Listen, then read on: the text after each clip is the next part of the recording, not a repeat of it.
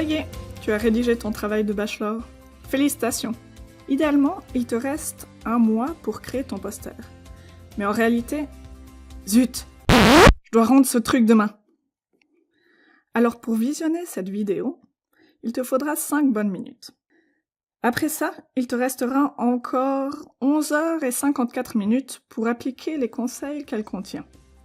Elle te guide en 5 étapes de la page blanche au poster réussi. Mais en fait, un poster, à quoi ça sert? Personne ne lit un poster. Un poster, ça se regarde. Plus tard, il est accroché dans le corridor. Et s'il est accrocheur, les gens s'arrêtent devant et découvrent en 2 minutes ce que tu as fait dans ton travail de bachelor et quels résultats tu as obtenus.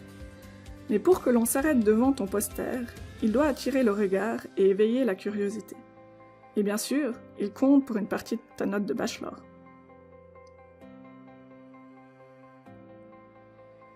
Bon alors, comment faut-il procéder concrètement? Commence par choisir les parties de ton travail qui doivent absolument figurer sur ton poster. Il doit être concis et parlant. Le mieux, c'est de raconter à ta grand-mère ce que tu as fait dans ton travail, et en 1 minute max. Quelles questions de recherche t'es-tu posé? Quelle méthode as-tu utilisée? Quels sont tes principaux résultats? Quelles conclusions et quels enseignements pratiques en as-tu tiré? N'hésite pas à enregistrer la conversation avec ta grand-mère. Tu auras ainsi une bonne base pour définir le contenu de ton poster. Important, n'hésite pas à élaguer. Souvent en dire moins, c'est être plus parlant. Maintenant, tu dois organiser tous ces éléments sur le poster. Un conseil de pro. Pense en bloc. Cela pourra ressembler à ça, ou à ça, comme ceci, ou comme cela. Cela peut paraître banal, mais n'oublie pas que les gens lisent de gauche à droite et de haut en bas. Arrange donc tes blocs dans un ordre logique. Attention, laisse des marges généreuses. Les textes et les illustrations ne doivent pas remplir les blocs jusqu'au bord. Sinon ça fait un peu... Enfin, tu vois. Rappel, un poster ça se regarde, ça ne se lit pas. N'y mets pas plus de 50% de texte. Le reste, tu le remplis surtout avec des schémas, des graphiques, des dessins et des photos. Fais bien attention de mettre une légende claire et complète à chaque illustration. Pourquoi ne pas montrer tes illustrations à quelqu'un qui ne connaît pas le sujet, afin de t'assurer qu'elles contiennent toutes les informations importantes?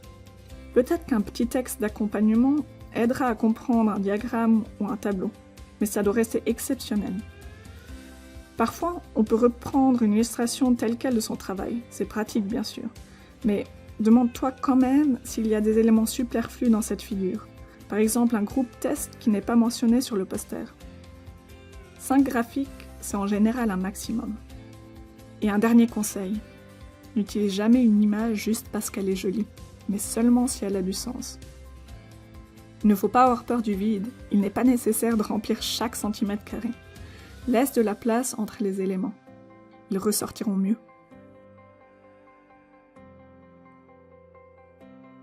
Et pour le texte, fais attention de choisir une taille de police suffisante. Pour la police Lucia 100, par exemple, la taille 44 en minimum.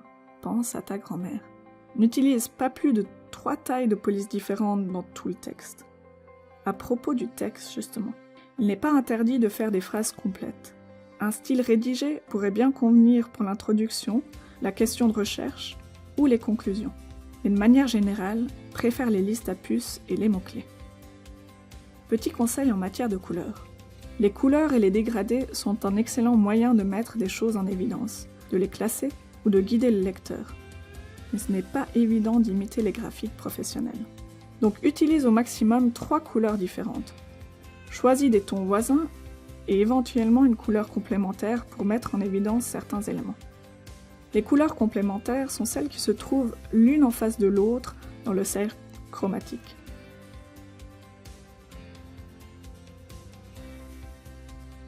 Ton poster aura beau avoir un look génial, si son contenu n'est pas compréhensible, tu te seras donné du mal pour rien.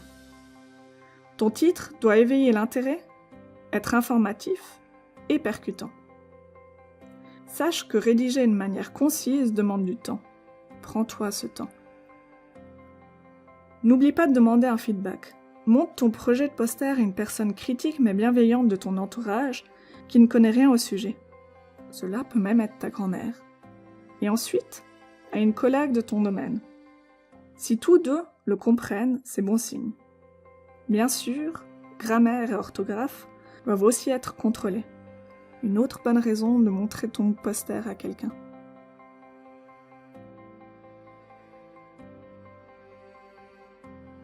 Pour résumer, voici ce qu'il faut retenir. N'aie pas peur du vide, en dire moins, c'est être plus parlant. Donne-toi assez de temps pour créer ton poster. Un poster, ça ne se fait jamais seul. Demande l'avis d'amis ou de collègues, avant de le rendre. Et n'oublie pas de dormir un peu de temps en temps. Bonne chance!